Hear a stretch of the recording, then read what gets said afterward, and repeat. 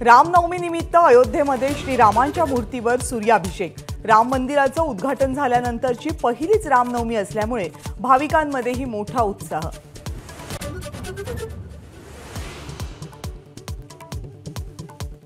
रामनवमी निमित्त नाशिकच्या काळाराम मंदिरात भक्तांची मोठी गर्दी, तर मुंबईच्या वडाळामधल्या राम मंदिरातही सकाळपासून मोठ्या रांगा।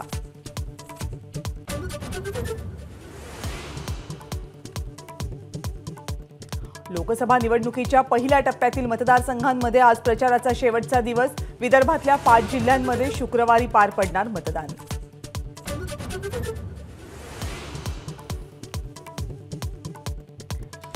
आम्ही निधी देतोय, तुम्ही कचा बटन दाबा, नाहीतर हात आखडता घ्यावा लागेल। इंदापूरच्या कार्यक्रमात अजित पवारांचं वादग्रस्त वक्तव्य।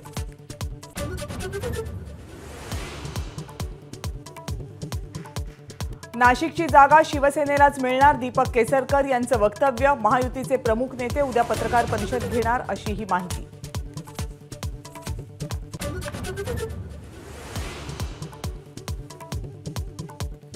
उत्तर मध्य मुंबईच्या जागेसाठी भाजपकडून उज्ज्वल निकम यांच्या नावाची चाचपणी सुरू असल्याची माहिती।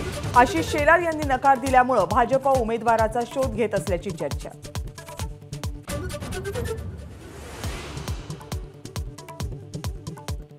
अमरावतीमध्ये राणा दाम्पत्याने घेतली अभिजित अडसूळ यांची भेट। अडसूळ आणि राणा कुटुंबियांमधला अनेक वर्षांचा वाद शमला का, याची जोरदार चर्चा।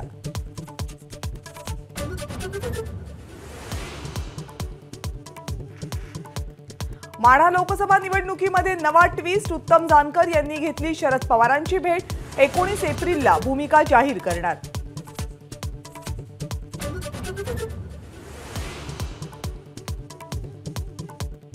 एकनाथ खडसेंना जीवे मारण्याची धमकी। विविध देशांमधून धमकीचे 4 ते 5 फोन आल्याची खडसेंकडूनच एबीपी माझाला माहिती।